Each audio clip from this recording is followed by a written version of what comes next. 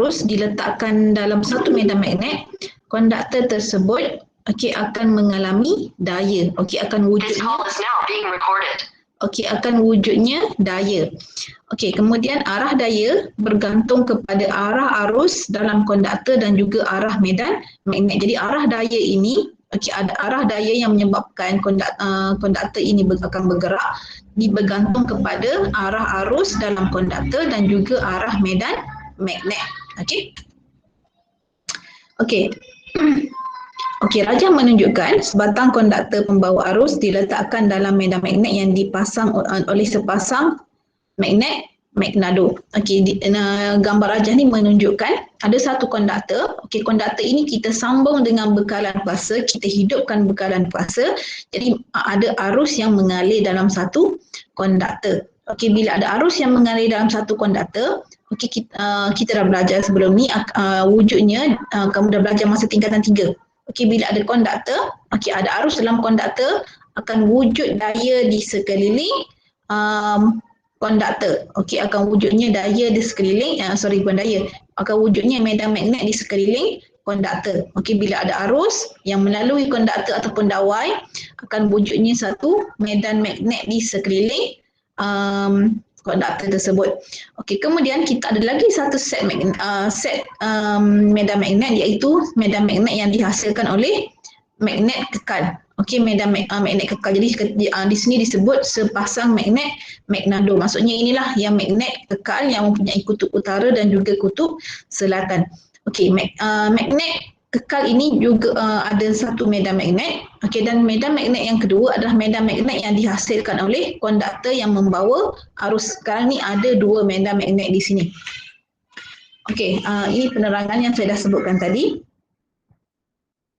Sama yang saya sebutkan tadi. Kamu boleh baca di sini, daya pada konduktor pembawa arus dalam medan magnet dihasilkan oleh interaksi antara dua medan magnet.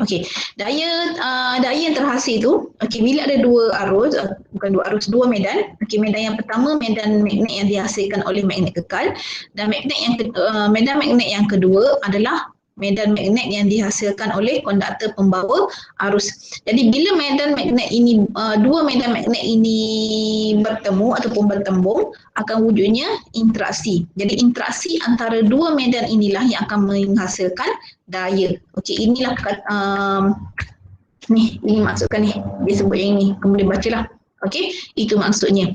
Dua medan magnet ini bergabung untuk menghasilkan satu medan magnet paduan yang dikenali sebagai medan lastik. Jadi medan magnet yang dihasilkan oleh konduktor pembawa arus dan medan magnet yang dihasilkan oleh magnet kekal tadi, bila dia bergabung, dia menghasilkan satu medan magnet paduan yang kita panggil medan lastik. Jadi medan lastik ini adalah medan magnet paduan di antara medan magnet kekal dengan juga medan magnet konduktor pembawa arus.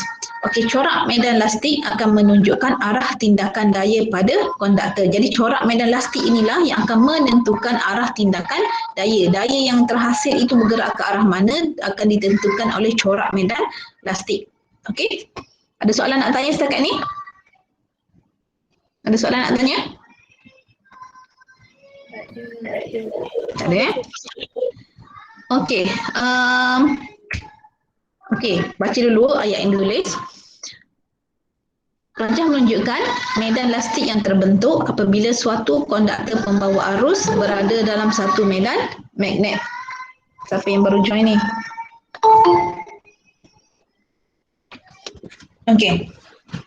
Medan ini menunjukkan, medan lastik ni menunjukkan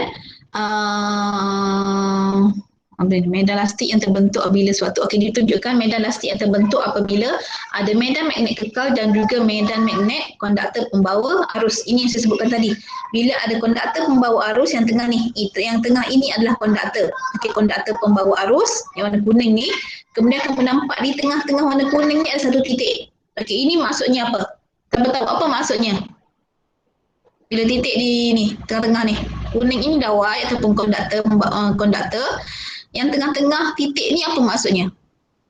Arah arus keluar daripada sampah kertas. Menunjukkan arah arus. Jadi bila menunjukkan point ini, menunjukkan dia keluar dari kertas. Kalau dia pangkah, maksudnya dia masuk ke dalam.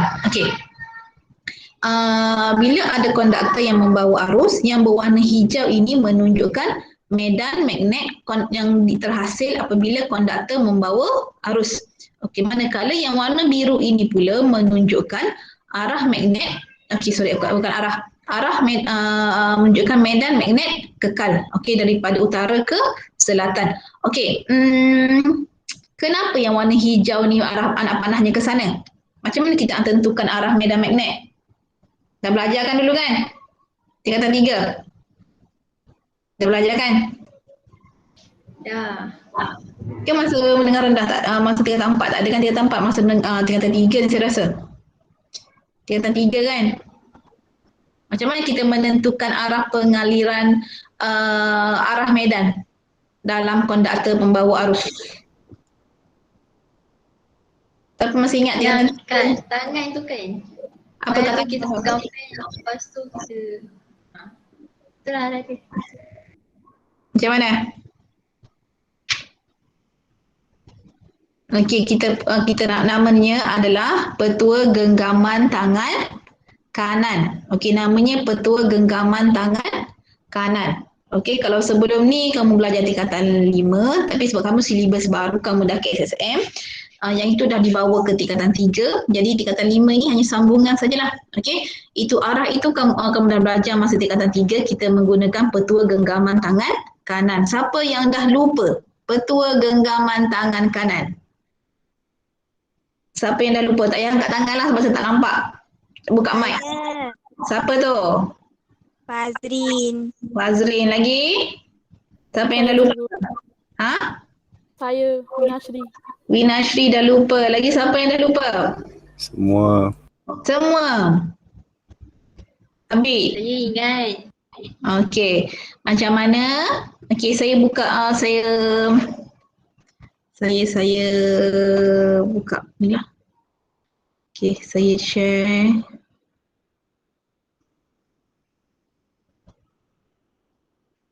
Sekejap.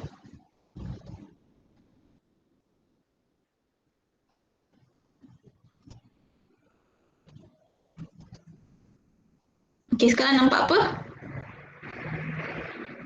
Nampak slide lagi Nampak cikgu. Nampak saya dah? Okey, dah tak nampak slide dah? Tak, cikgu. Okey, untuk petua tangan kanan, okey, kamu guna tangan kanan, okey, buat bentuk macam ni, genggaman. Okey, bentuk genggaman. Jadi arah arus, okey, ibu jari ini akan menunjukkan arah arus. Jadi kalau tadi contoh yang saya bagi tadi, okey, arah arus keluar dari kertas. Jadi kamu letak tangan kamu pada kertas dan anak panah ini menunjukkan keluar dari kertas. Jadi kita lihat yang jari yang bulat ini ke arah, kalau daripada atas dia ke kiri. Okey, kalau turun ke bawah dia ke kanan. Okey, jadi sama seperti bentuk ni. Betul tak? Kita cuba guna merujuk kepada gambar rajah ni, gambar rajah pada slide ni. Sekarang nampak slide tak? Nampak cikgu. Okey, pada slide ni guna petua genggaman tangan kanan tadi. Betul tak? Keluar bentuk arahnya hijau macam ni. Okey? Boleh cuba. Yang dah lupa. Dapat? Boleh? Winashri boleh? Fazri? Fazri? Boleh faham macam mana petua genggaman tangan kanan? Abid? Mana Abid? Boleh. Okey, dah ingat Okey, kita guna petua genggaman tangan kanan. Okey, ibu jari menunjukkan arah arus. Jadi bila keluar dari kertas, okey, ke arah kita lah. Okey, arah arus tu ke arah kita. Jadi jari 4 jari lagi, okey, menunjukkan arah medan magnet konduktor pembawa arus. Okey, untuk medan magnet kekal, okey, kita dah tahu. Okey, dah lama kau belajar menengah rendah lagi ni. Okey, arahnya adalah daripada utara ke selatan. Okey.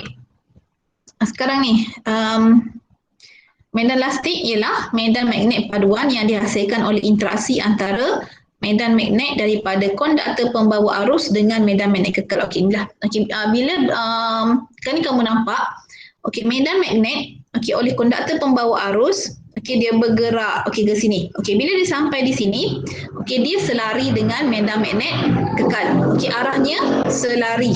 Okey, kemudian dia pusing semula ke atas. Bila sampai di sini, okey, dia seperti bertembung dengan arah medan magnet kekal. Nampak tak sini? Dia bertembung. Nampak tak? Boleh bayangkan tak? Boleh. Boleh. Okey, nampak dia seperti bertembung. Okey, dia seperti bertembung di sini. Okey, jadi ini adalah interaksi. Okey, interaksi. Okey, jadi apa yang berlaku selepas tu? Okey, kita lihat. Okey, jadi inilah yang berlaku. Okey, inilah yang berlaku. Apa yang berlaku? Apa yang berlaku? Bila ini adalah interaksi dia. Okey, bila dia bertemu macam ni, okey, dalam ni, okey, ini adalah medan, kedua-dua medan magnet konduktor pembawa arus dengan medan magnet kekal. Okey, bila berlakunya interaksi, okey, dia akan jadi macam ni. Okey, kenapa? Okey, kita lihat tadilah. Okey, bila medan magnet konduktor pembawa arus, okey, bila di bahagian bawah dia boleh lalu. Okey, dia boleh berkawan dengan medan magnet kekal. Jadi dia boleh lalu, dia boleh bersama-sama sebab dia sehala. Tapi bila dipusing ke arah atas, dia dah tak boleh lalu. Okey, jadi yang boleh lalu hanyalah medan magnet kekal sahaja. Okey, jadi yang medan magnet kekal masih lagi ke arah sini. Okey, untuk medan magnet konduktor pembawa arus pula tak boleh ke arah sana. Jadi kalau di sini dia boleh berjalan sesama, di sebelah sini dia tak boleh nak berjalan sama. Apa yang berlaku? Okey, menyebabkan okey di sebelah atas ini, okey, medan magnet ni menjadi kurang. Okey, jadi kalau kita guna ikut garisan ini, okey, di bahagian atas ini kurang garisan. Okey, kenapa? Sebab bila sampai ke atas dia tak boleh lalu. Okey, dia stuck di sini sahaja. Okey, jadi dia dah tak ada line di bahagian atas. Okey, line-nya hanya di sebelah sini sahaja. Okey, jadi bila sampai juga di sini, okey, bila ini sampai di sini, okey, saya ulang semula ini. Okey, bila dipusing naik ke atas, okey, dia bertembung dengan medan magnet kekal. Okey, di sini, okey, untuk medan magnet ini dia tak bergaduh, dia bukan macam yang kita belajar masa tingkatan 2 berkenaan dengan mangsa-pemangsa dan sebagainya. Dia tak cancel out. Ini dia tak cancel out, tapi dia berinteraksi. Okey, dia cuba membentuk macam perjanjian lah. Okey, perjanjian supaya dua-duanya menjadi win-win situation. Okey, kenapa? Sebab medan magnet ni tak boleh, garisan ini tak boleh diputuskan. Okey, dia mesti sampai ke sana. Dia tak boleh tiba-tiba hilang, dia tak boleh. Jadi apa yang berlaku bila di sini nak naik ke atas, dia bertemu di sini. Okey, yang warna hijau ini bertemu dengan yang warna biru. Jadi dia berlaku konflik di sini. Okey, dia di sini dia tak bergaduh. Apa yang berlaku, dia buat satu perjanjian. Dia berjalan bersama-sama. Jadi yang ini kalau kita nampak di sini dia guna garis lurus sahaja untuk sampai ke sebelah sini. Tapi bila dia buat perjanjian, dia jalan bersama-sama pusing ke arah yang lebih jauh. Jadi kalau nampak di sini, okey ni yang nombor 2 tadi ni. Dia tak nampak ni. Saya nak cerita tentang yang nombor 2 ni sebab dia berlaku konflik di sini. Okey, bila dia bertemu di sini berlaku konflik, okey dia buat satu perjanjian, dia berjalan sama-sama pusing arah jauh. Okey, jadi yang nombor 2 ini dia pusing bersama-sama garisan yang warna hijau tadi, dia pusing ke arah jauh dan akhir sekali dia sampai juga ke destinasi. Boleh faham analogi yang saya buat? Boleh faham? Boleh, cikgu. Boleh. Okey, jadi menyebabkan garisan sepatutnya, garisan yang nombor 2 ini berada di bahagian atas. Jadi bila dia berlakunya interaksi, dia dah buat perjanjian, yang garisan nombor 2 ini berturun ke bawah. Okey, sama juga dengan garisan ketiga dan seterusnya yang berlaku konflik itu dia akan turun ke bahagian bawah supaya win-win situation. Okey, supaya berlakunya win-win situation. Jadi apa yang berlaku? Okey, lebih banyak garisan berada di sebahagian sini berbanding di bahagian atas. Boleh faham? Okey, jadi lebih banyak garisan di bahagian bawah berbanding di bahagian atas. Okey, sekarang ni bila lebih banyak garisan di bahagian bawah, ini dah jadi apa ni? Dah jadi ketat akan sempit, sendat sebab dah banyak garisan berada di bawah. Jadi apa yang berlaku? Bila sempit, terus tersesak-sesak di sini, apa yang berlaku? Daya tertolak ke atas. Jadi menyebabkan konduktor ini tertolak ke atas, di mana itu kita panggil daya. Okey, jadi daya itu terbentuk menolak konduktor ini ke atas yang kita panggil daya. Jadi medan lastik mengenakan satu daya paduan ke atas konduktor. Okey, itulah menyebabkan konduktor ini bergerak ke atas. Okey, boleh? Boleh faham? Okey, kenapa wujudnya konduktor dalam medan lastik? Okey, boleh? Ada soalan nak tanya? Ada soalan tak nak tanya? Semua boleh faham? Boleh faham?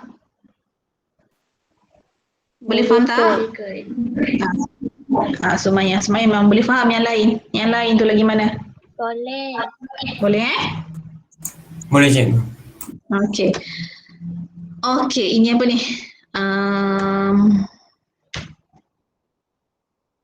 Okey, ini tak ada masalah lah.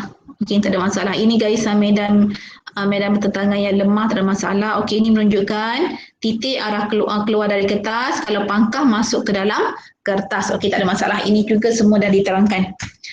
Okey, seterusnya kita pergi kepada petua tangan kiri Fleming. Okey. Untuk menunjukkan apa tu fungsi petua tangan kiri Fleming? Untuk menunjukkan arah gerakan daya yang kita belajar tadi, yang kita belajar medan lastik tadi. Nak senang, kita nak lihat arah daya bergerak, kita guna petua tangan kiri Fleming. Okey, kita guna petua tangan kiri Fleming. Okey. Sekarang ni semua buat jari jari kiri macam gambar ni. Semua nampak gambar kan? Nampak cikgu. Okey, buat tangan kiri macam tu. Okey, dia sentiasa 90 darjah antara satu sama lain. Okey, yang ibu jari tegak ke atas, jari telunjuk lurus ke depan. Okey, yang jari tengah ini ke arah kanan. Okey, ke arah kanan. Okey, boleh? Okey, jadi ibu jari menunjukkan daya. Okey, ibu jari akan menunjukkan arah daya. Okey, jari telunjuk menunjukkan arah medan magnet.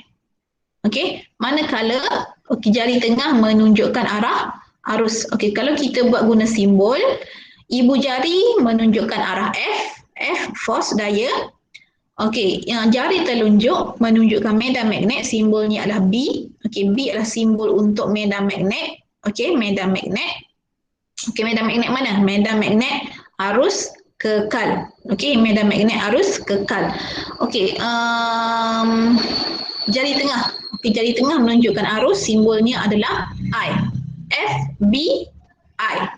Boleh? Tangan kiri Fleming, F, B, I.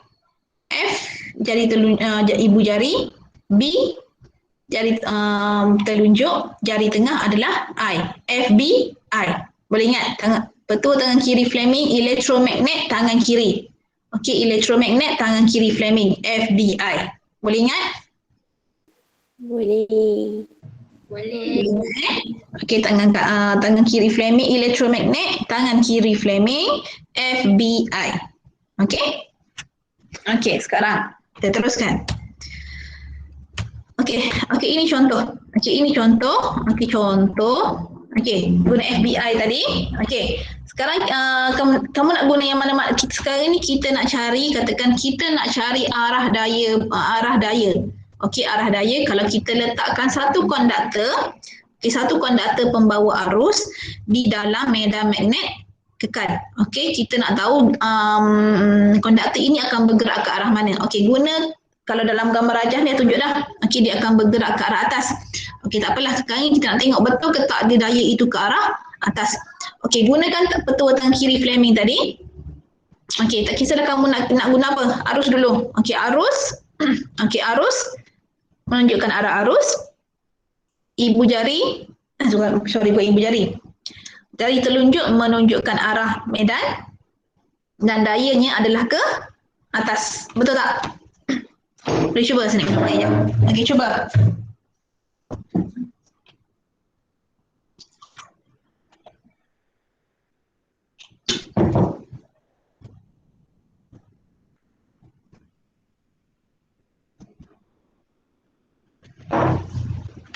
Okey, dapat tak?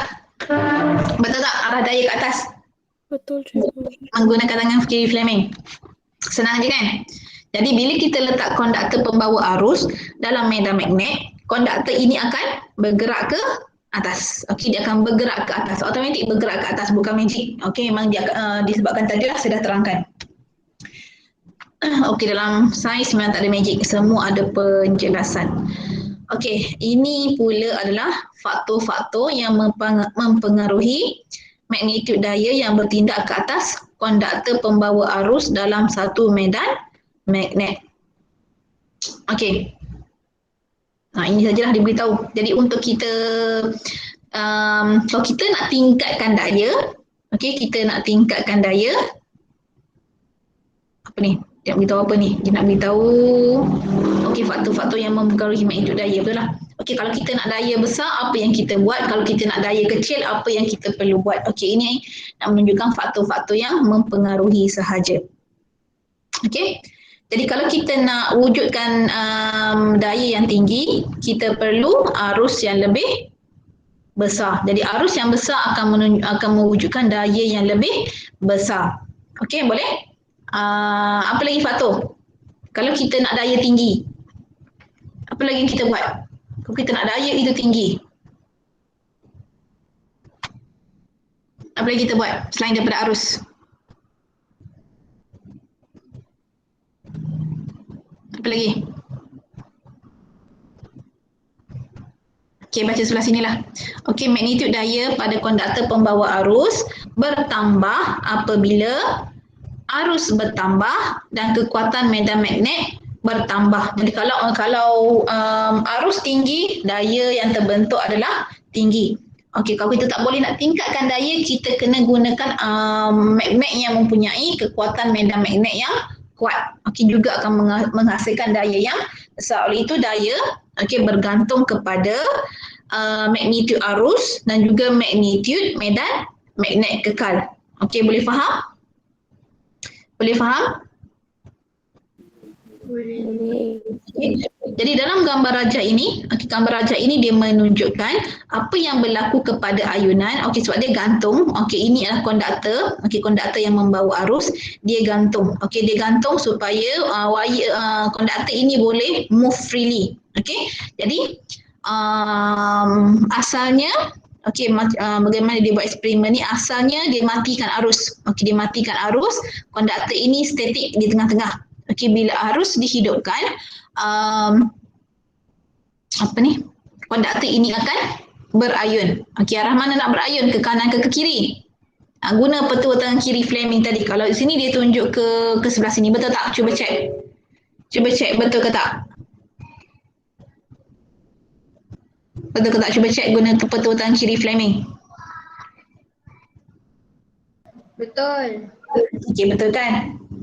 Pusing tangan sampai menunjukkan ke arah sana. Okey, kalau kita arus masuk ke sini, okey, dia keluar dari sini, okey, konduktor ini akan bergerak ke sini. Tapi kalau kita ubah, ini air arus masuk, katakan sebelah sini pula arus masuk.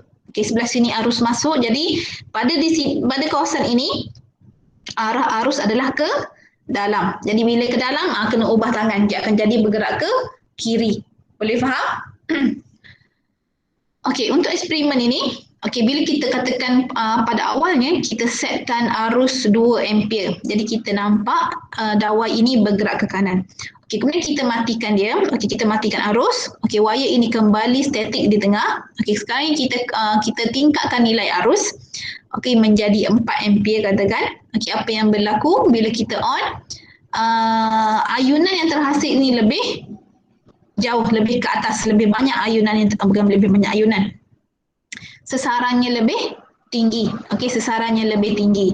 Okey, jadi arus yang besar akan menghasilkan daya yang lebih besar. Okey, untuk kutub medan magnet pula, okey, Yang ini dia buat kekuatan medan magnet lebih rapat. Okey, nak jadikan kutub medan magnet lebih rapat yang pertama, kita boleh cari magnet yang kuat ataupun kita kena dekatkan kedudukan antara utara dengan selatan ini lebih dekat. Jadi bila kedudukannya lebih dekat, kekuatan magnetnya lebih kuat. Okey, boleh sama ada dua, kita tukar magnet lain yang mempunyai kekuatan medan yang lebih besar ataupun kita rapatkan kedudukan antara utara dan selatan. Boleh? Boleh faham? Bagaimana nak dapatkan kekuatan magnet yang lebih kuat? Ada soalan nak tanya? Ada soalan nak tanya? Ada soalan nak tanya? Tak ada? Tak ada? Okey. Kita pergi lagi. Apa ni? Okey, jarak yang dilalui oleh konduktor mewakili magnitude daya itu. Okey, maksudnya kalau kita letak satu lagi daya, macam tadilah contoh macam tadi. Kalau tadi konduktor itu dia tergantung. Sekarang ni konduktor ini berada pada landasan. Okey, dia boleh bergerak ke kiri dan ke kanan. Jadi D ini menunjukkan jarak. Jadi sama macam tadilah, kalau kita gunakan arus yang lebih tinggi ataupun kekuatan medan yang lebih besar, jarak ini akan jadi semakin jauh. Boleh faham? Okey, boleh faham? Ada soalan nak tanya? Ada soalan nak tanya? Tak ada? Okey, ini pula gegelung. Okey, ini dah masuk kepada, nanti ia akan masuk kepada generator.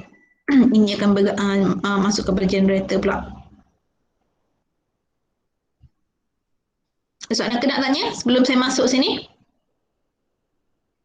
Sebelum saya masuk kesan gegelung pembawa arus dalam medan magnet. Kalau tadi kita belajar satu dawai. Okey, sekarang ni kita nak belajar pula kalau bentuk gegelung. Boleh? Boleh teruskan? Boleh cikgu.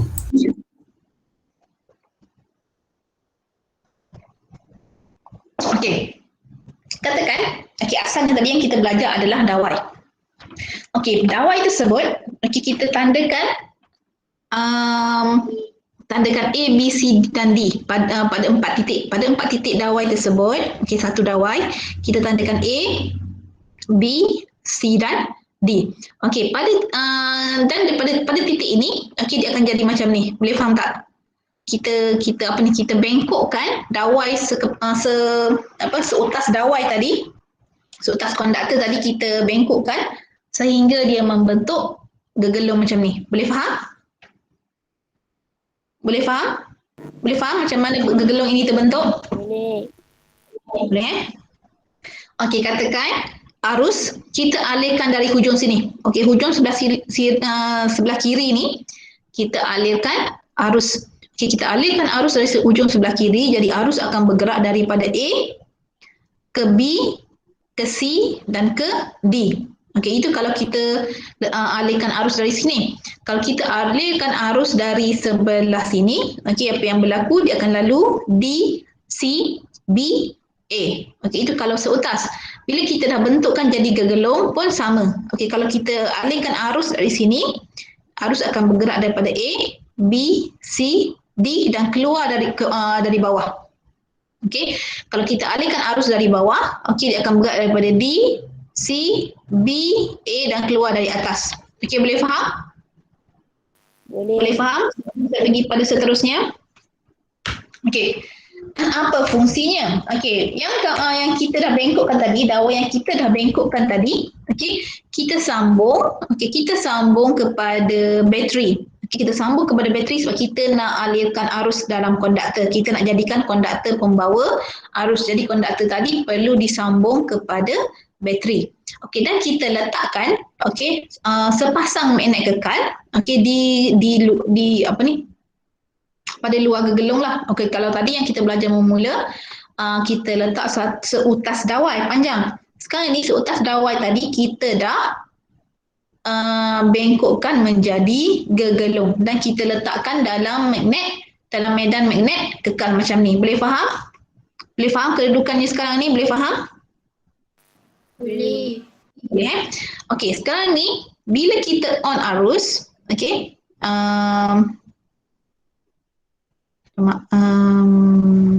tu je saya nak pergi ambil saya punya notepad.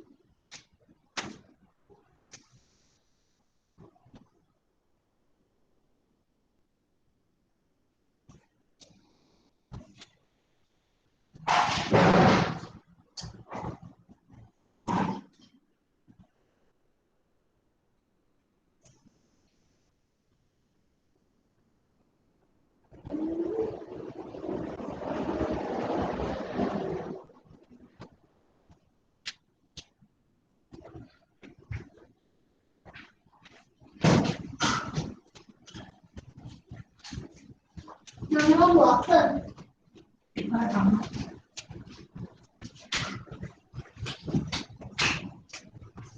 Mama nampak tab. Itu. Mana? Kat atas meja tu lah. Baris naik atas. Kan ada meja tu lah ni. Meja tu lah.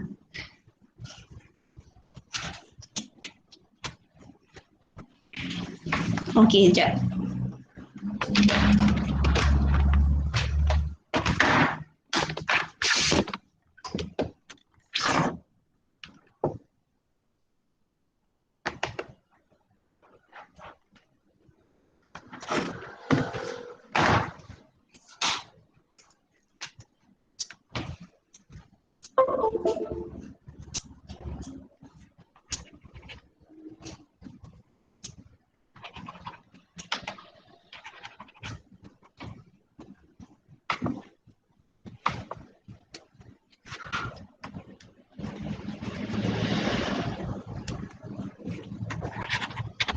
Sekejap nanti.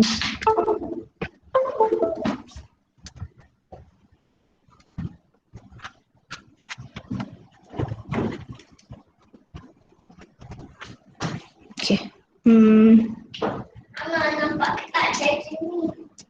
Ni Mama guna.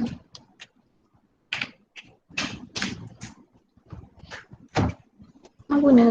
Sana dulu. Aku Faris nak charge telefon Faris. Sekejap lagi. Sana dulu sekejap. Ha? Sana dulu. Pergi sana dulu. Berapa minit? How second? Lagi 1 hour. 1 hour? Okey. How many seconds? Go sana. Naik atas. Go naik atas.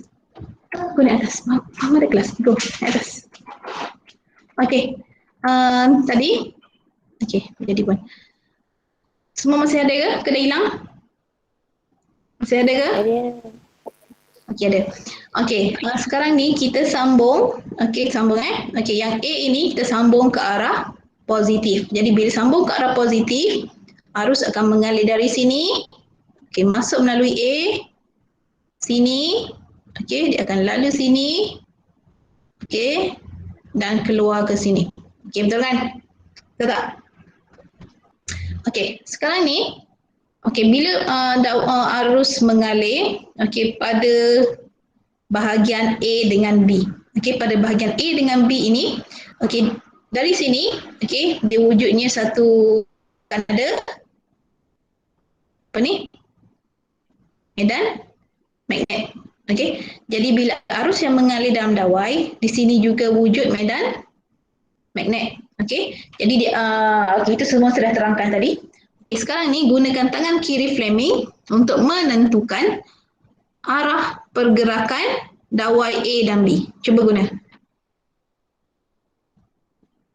Arah medan daripada utara ke selatan, arus mengalir ke sana, ke dalam kertas. Ke manakah arah daya?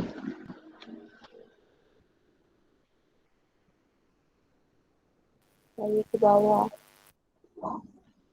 Daya ke mana? Daya ke mana? FBI. Arus ke dalam kertas. arah medan daripada kanan ke kiri, daya ke mana? Daya ke mana? Daya ke mana? Atas. Siapa tu? Suara siapa tadi? Zayin kata atas. Lagi? Tadi suara siapa? S1. Abid ke Syafiq ke Najwan? Suara tadi. S1 cikgu. Najwan, okey. Daya bergerak ke atas. Gunakan tangan kiri Fleming. Jadi daya pada A dan B ke arah atas. Okey, sekarang ni bila arus mengalir daripada A ke B, pergi pula pada BC, kemudian melalui C ke D. Okey, pada C ke D ini, okey, arah arusnya berbeza dengan arah arus A ke B. Okey, untuk dawai C dan D ini daya ke arah mana? Guna tangan kiri Fleming, cuba dapatkan daya yang bertindak pada C dan D. Guna tangan kiri Fleming.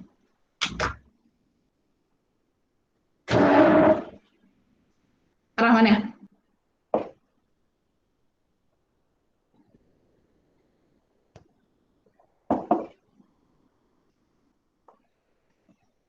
Ke arah mana? Dapat tak? FBI. B mana? I mana? Kita nak cari F.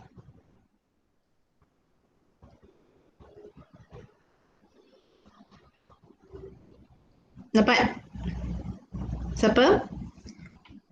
Siapa nak bagi jawapan? Siapa nak bagi jawapan? Bawah. Ini kata bawah. Okey, bawah. Jadi untuk C dan D, pergerakannya adalah ke bawah.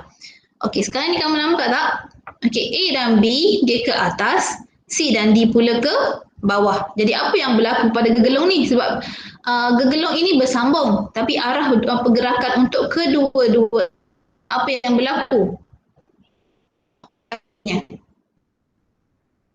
Apa yang berlaku? Apa yang berlaku? Apa yang berlaku? Okey, dia berputar. Dia akan jadi berputar. Dia akan berputar. Jadi gegelung ini akan berputar di dalam medan magnet. Okey, boleh? Jadi, okey, kita baca ayat dia kata apa. Okey, gegelung yang membawa arus dalam medan magnet akan berputar pada satu paksi putaran. Okey, kalau seutas dawai, seutas konduktor, dia hanya bergerak saja. Dia bergerak, dia stop. Okey, tapi untuk gegelung, apa yang berlaku? Dia berputar. Okey, tak akan berhenti berputar. Kenapa?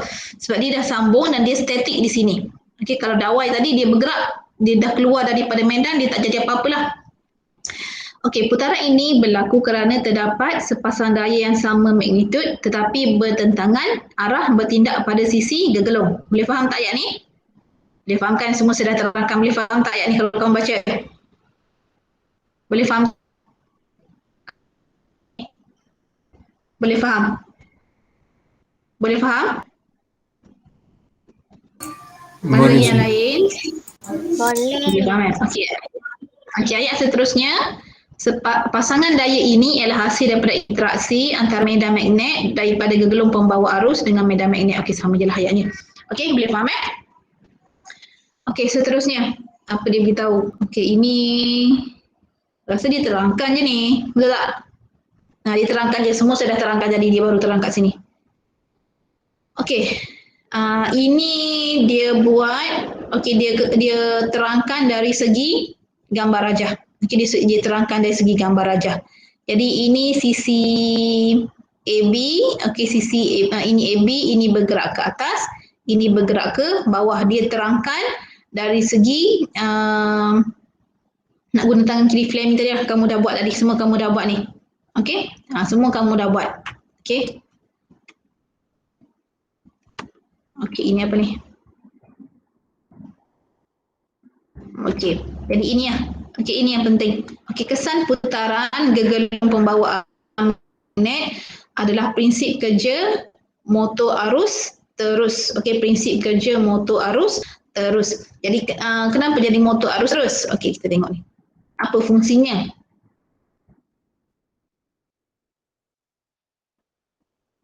Okey, baca je lain, saya nak terangkan ini hanyalah apa?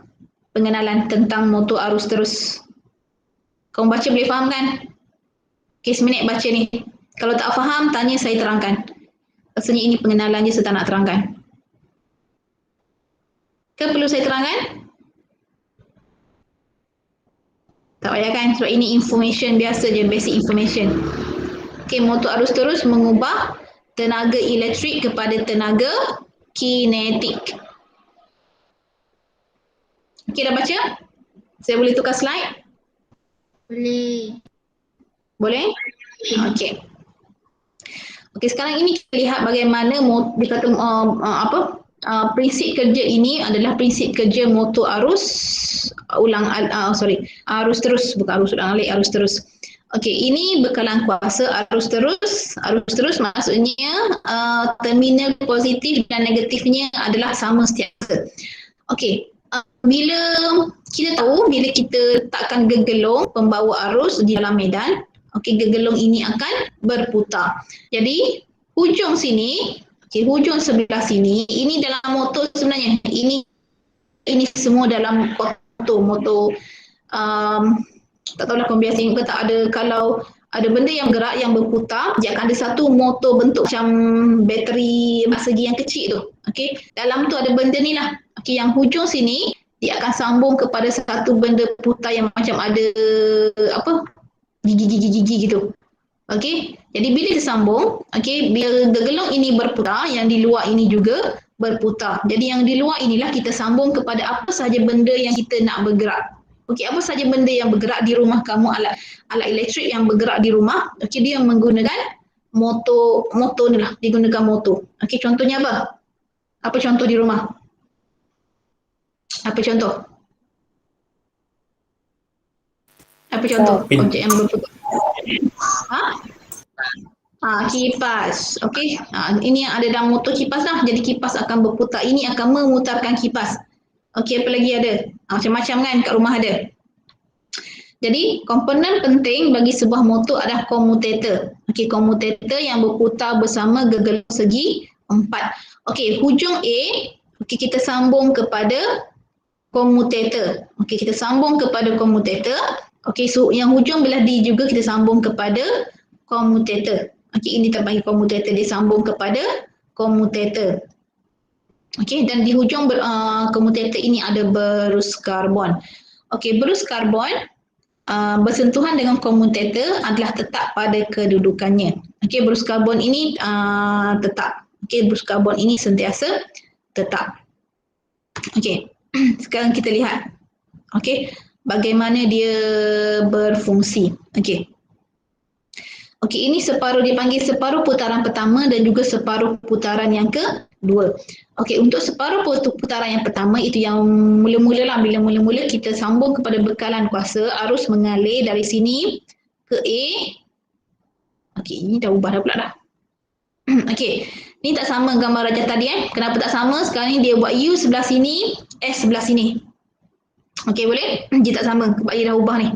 Kalau tadi yang mula-mula kita buat tadi, ini S, ini U. Jadi bila ini U, ini S, apa yang berlaku? Kalau tadi kita buat A ini bergerak ke atas, jadi bila dia ubah medan, A ini akan bergerak. Boleh faham? Jangan tanya saya kenapa tak sama gambar rajah tadi. Gambar rajah ini dia dah ubah kedudukan kutub magnet kekal. Okey, untuk separuh putaran yang pertama, okey, tak semestinya semua bergerak pada ke atas dan ke bawah. Dia akan bergantung kepada kedudukan arus yang mengalir dan juga kedudukan kutub utara dan selatan. Jadi untuk yang ini, A dan B akan bergerak ke bawah, C dan D akan bergerak ke atas. Okey, sekarang ni bila A dan B berputar, okey, dia daripada sini dia akan berputar ke sana. Jadi apa yang berlaku? Okey, daripada kedudukan plane macam ni, lagi dia akan jadi kan menegak. Okey, boleh. Ini A dengan B, ini C dengan. Okey, bila dia macam ni, B di C, D di atas. Boleh bayangkan? Boleh faham? Boleh cikgu. C dan D bergerak ke sana. Boleh. Okey, sekarang bila C dan D, okey, kedudukan macam ni, apa berlaku kepada komutator? Alah, mana saya punya cursor. Okey, cursor kat atas. Okey, komutator pula akan jadi atas, bawah. Okey, komutator CD akan naik ke atas, akan berada di atas. Komutator A dan B akan berada di bawah. Boleh? Jadi ruangan kosong di sini berada di sini, okey, akan berada di sini, dan ruangan kosong yang di sini akan berada di sini. Ini arus karbon tidak bersentuhan dengan komutator. Ini tidak bersentuhan dengan komutator, jadi tak ada arus yang mengalir. Jadi pada kedudukan menegak tak ada arus yang mengalir. Okey? Boleh? Okey, bagaimana? Okey, bila tak ada arus yang mengalir, masih tak ada pergerakan. Jadi bagaimana daripada kedudukan menegak macam ni, dia boleh jadi kedudukan mendatar macam ni? Macam mana? Siapa boleh teka?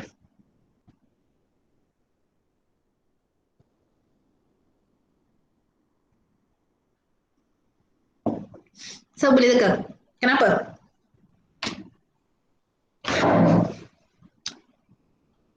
Siapa boleh teka kenapa?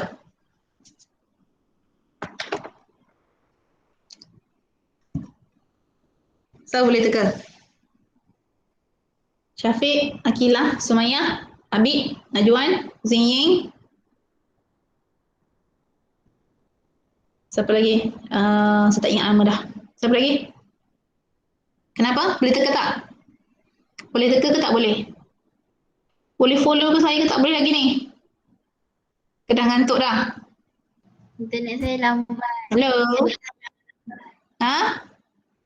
Internet lambat. Okey, saya boleh terangkan? Ke tak boleh terangkan? Ke nak saya terangkan? Cikgu terangkan. Saya terangkan Okey. Okey, tadi bila gegelung ini bergerak sehingga dia keadaan menegak macam ni. Okey, bagaimana dia boleh jadi mendatar semula? Mendatar semula CD di sini, AB di sebelah sini. Bagaimana boleh menjadi mendatar semula? Prinsip apa? Inersia. Ingat lagi apa prinsip inersia? Apa prinsip inersia? Objek yang Mengekalkan kedudukan bergerak mengekalkan kedudukan asalnya. Jadi asalnya dia bergerak walaupun bila menegak, okey, tak ada arus yang mengalir, tapi asalnya dia bergerak, dia akan terus bergerak. Jadi dia akan terus bergerak sehingga dia capai semula kedudukan mendatar. Okey, sehingga dia mencapai kedudukan macam ni. Okey, bila kedudukan macam ni kita panggil separuh putaran kedua. Okey, sekarang ni CD di sebelah sini, AB di sebelah sini. Okey, masih sama juga. Okey, sebab arusnya masih mengalir masuk ke sini. Okey, kalau tadi arus dari C ke D. Okey, bila dia tukar kedudukan ke arah sini, okey, arus sekarang ni daripada D ke C. Okey, arah arus masih masuk ke dalam kertas. Okey, jadi tak kiralah sisi AB ataupun sisi CD berada di mana, kalau berada pada bahagian utara, arahnya sentiasa ke bawah. Okey, arus pula. Gelung yang berada pada sisi bahagian selatan akan sentiasa bergerak ke atas. Oleh itu, okey, CD akan bergerak ke bawah, AB akan bergerak ke atas. Jadi putarannya masih sana. Jadi arah putaran ini sama, iaitu anti-clockwise. Betul tak?